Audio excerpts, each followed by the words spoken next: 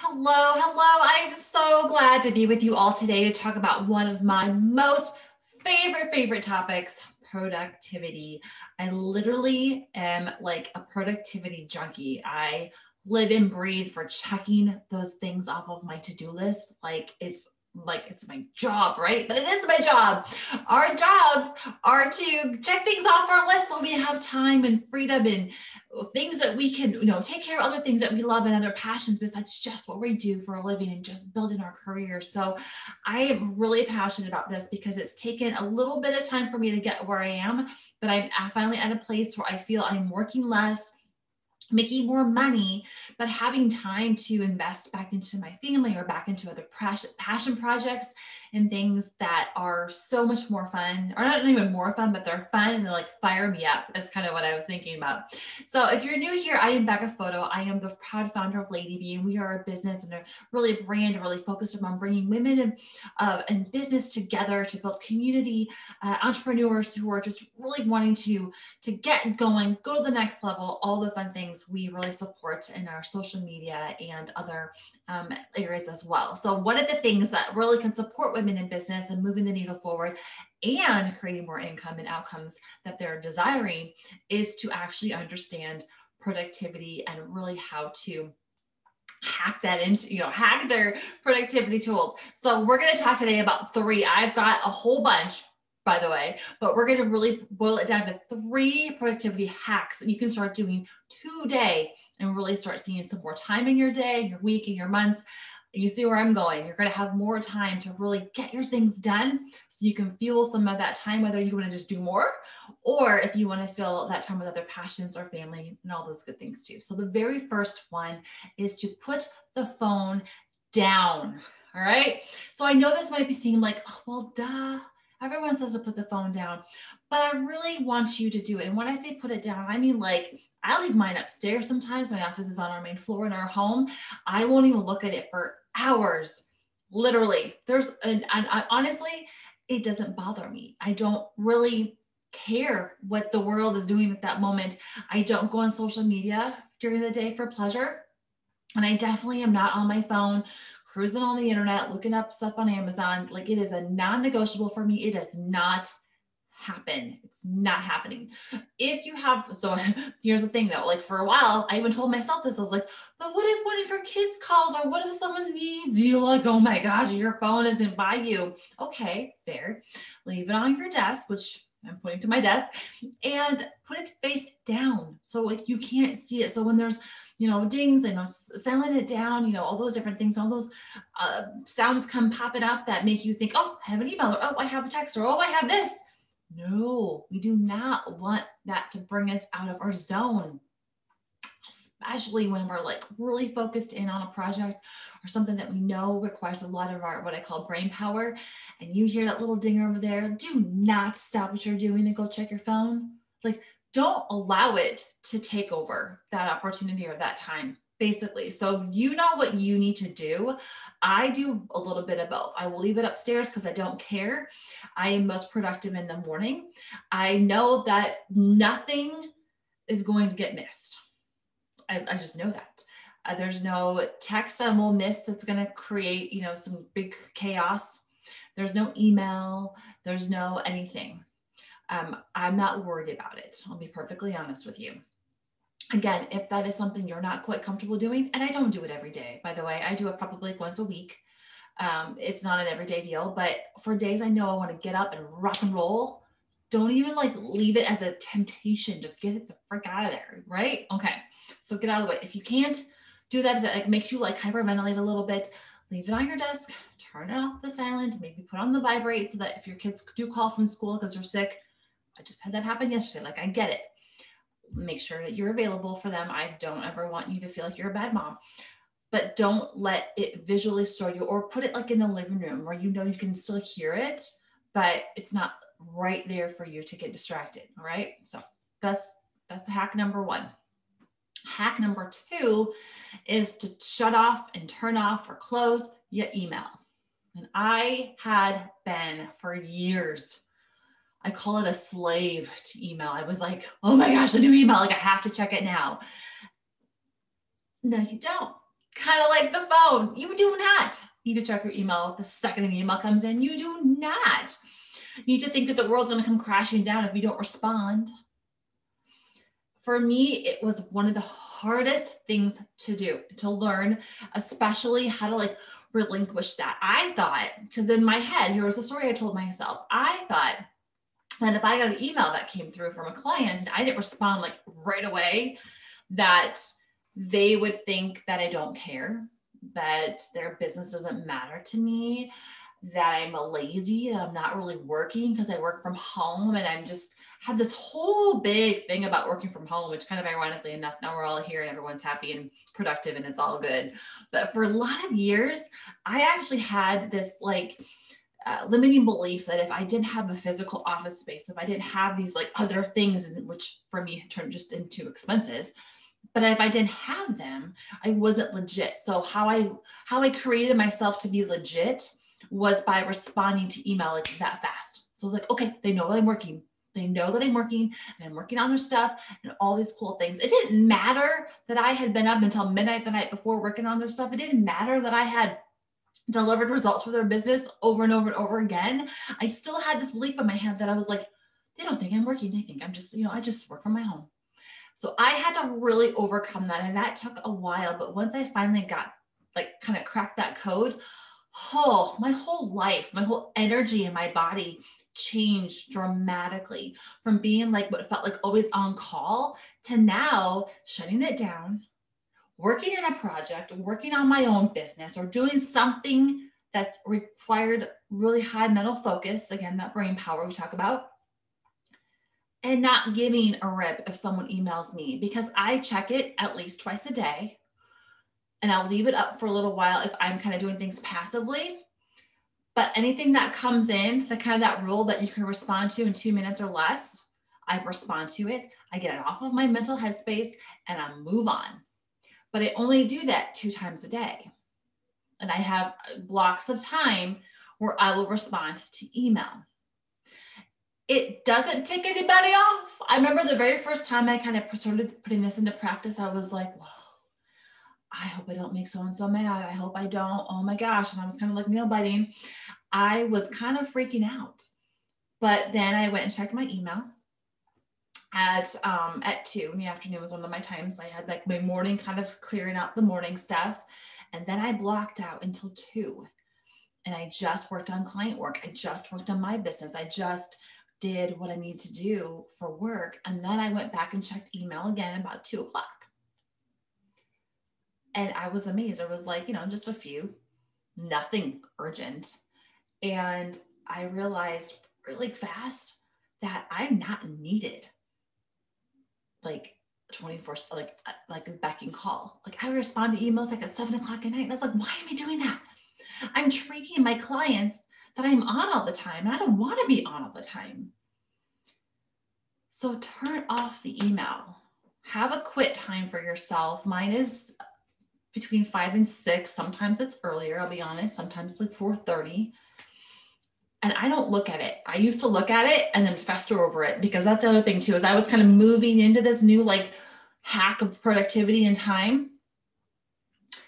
I would stop responding to emails like around 5, but I would still check email in the evening, and I would get an email that maybe wasn't pleasant or something that I interpreted one way and didn't want to reach out to them at 7 o'clock at night or 8 o'clock or even later to be like, hey, what do you mean by this?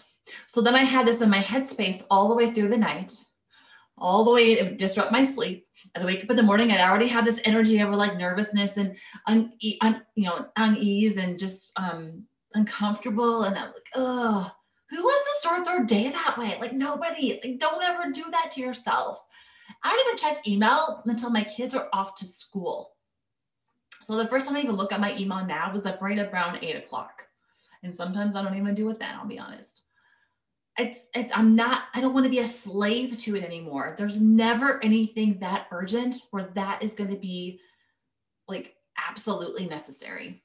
And I'm not saying this is in every industry's case. And I'm not saying there haven't been instances where I need to react like that fast, because there have been. Most of the time, those things come through with a phone call, however, and you're not missing it that much. Like the email communication doesn't really hold that back from happening quickly.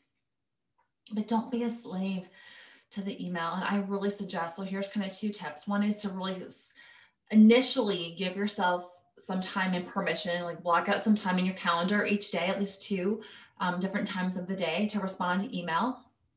And if you're one of those who like just needs to like make sure it's all buttoned up before the end of the day, because that's fair, have one of your times be later, have it be like 4. If you're, 4 to 5, have it be another hour of time where you're going to respond to email that you've already gotten from earlier in the day, but also anything new that comes in between that 4 and 5 hour. I'll leave anything that comes after 5 o'clock to the next morning, because I do check email first thing in the morning to make sure that there are no fires. If there are no fires and nothing's urgent, I still wait to reply back when I go back in and check it at 10, because it's 10 and 2 for me. So I don't sit there and reply back to a lot of stuff that either, if it's, I got to be timely, of course, but I don't reply back to things that are not urgent, I guess. I take care of those things at 10. I need to preserve my morning time for my own productivity for a really hard, mentally taxing task. That's hard to say. And so I don't want to take emails, not taxing, mentally taxing. So I check in at 10 and recover all those emails, and then I get back into more of a challenging task. So just so you know a little bit about that. And the third thing is to move your body. The third productivity hack, is to move your body. So here's the deal. A lot of us are doing office jobs. A lot of us are working from home. A lot of us have home offices, whether we work from home and maybe come home and still have an office where we do a little bit more work at, whatever the situations may be. And it's really easy to fall into the habit of just kind of sitting and working. And not only are we mentally kind of draining ourselves, but also physically draining ourselves in the sense of we're not moving. And then we're probably with poor posture, or we're doing things that are tedious, perhaps. I don't know what you're doing. Maybe just looking at a screen, for crying out loud, can like hurt your eyes. Like just things that we're needing to take a little bit of a break from and go move our body. So here's what I suggest doing. I love working out first thing in the morning. I don't love getting up always in the morning. Sometimes I do, sometimes I don't. But I love when I actually get up and I move my body and I start my day with a movement. And that doesn't have to be this like vigorous workout. Some days I do yoga and some days I do a more vigorous workout. Some days when the summer, when it was nice out, I would go for a run. It would just depend, it kind of depends on the mood I'm in and kind of what's happening around me. So, but the point is like to just do something to move your body, take the dog for a walk, just go do something to kind of just get your physiology. Because when you move your body in the morning, you stand a little taller. You look a little bit more confident. You feel good. Your body's fired up. You had some water most likely, so you're all hydrated again from losing it in your sleep. And then you can go have a cup of coffee or make your smoothie or do something. But it just kind of builds you up a little bit before you begin your day. It's pretty cool to feel like that when you're going into maybe even a challenging day. My husband and I, like I said, we work out. We actually do it together.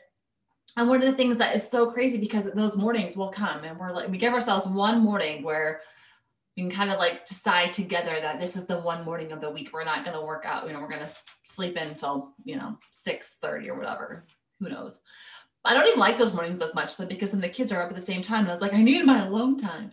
But anyway, I digress. But, he even said to me that he loves the morning, he would rather us get up every morning and work out because he feels better throughout his day.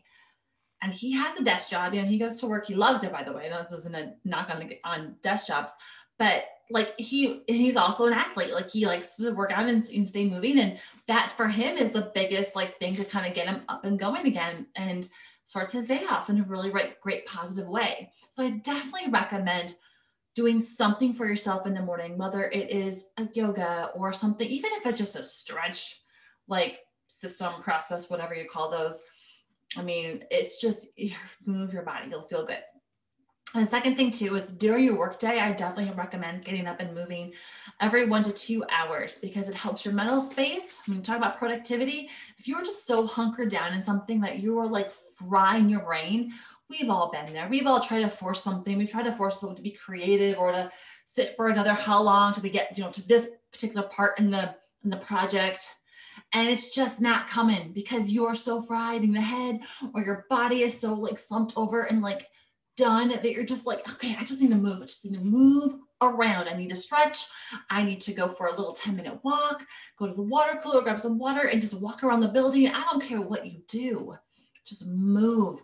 Again, you can't tell me you don't go back to your desk and not feel much better and just like, okay, now I can tackle this project. Now I can tackle this challenge, this problem, this whatever. I'm ready, like bring it on. That will make you feel so much better. So every 1 to 2 hours, just take a 10-minute break and give yourself some space to just go and move the body. It feels good even doing it here while we're together. And the third thing, if you are so like crazy, maybe brave, I don't know. I don't even know what the right word to use is get a standing desk. Yes, my desk. So I'm standing and I won't like scare you up, but like it comes to like about here. You can't see it, like just kind of right about my rib cage.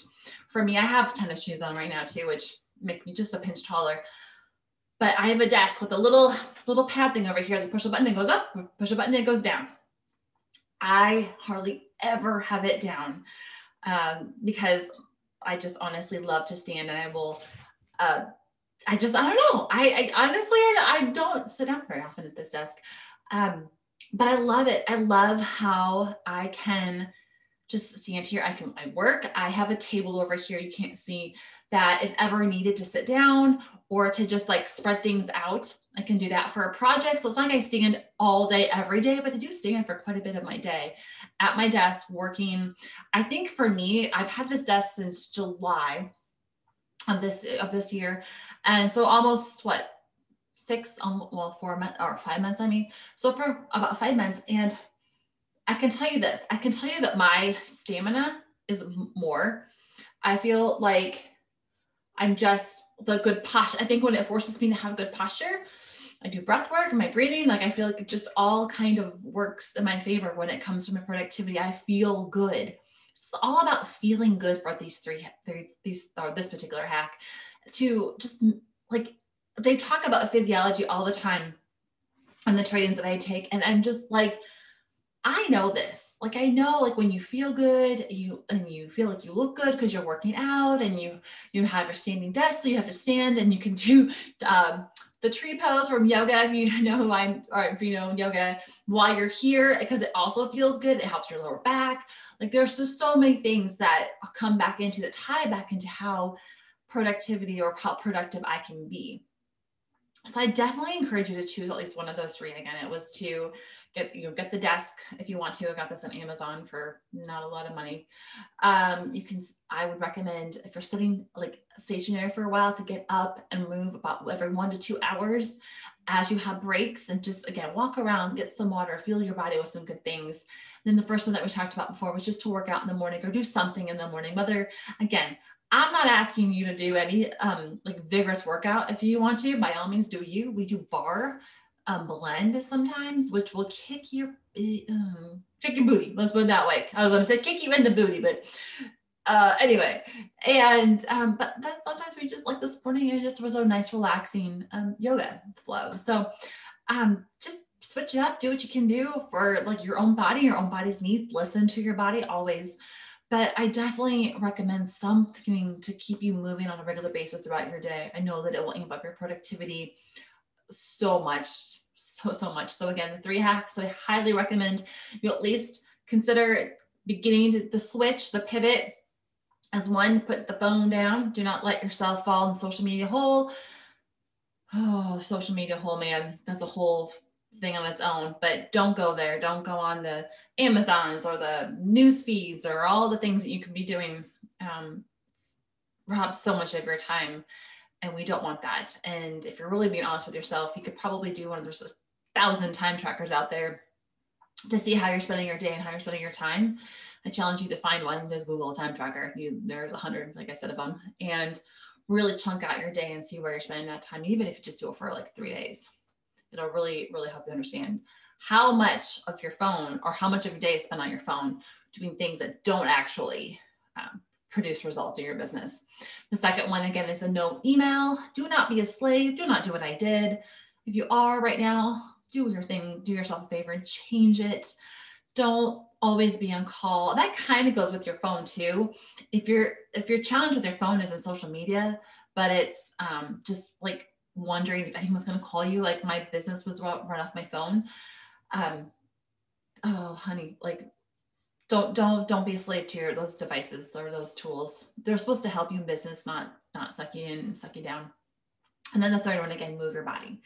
So those are my hacks. I really, really encourage you to, I hope brought something, to light for you, or to help encourage you to try something new. Maybe there's a space in your day when you could bring in one of these new habits into your day and really help you.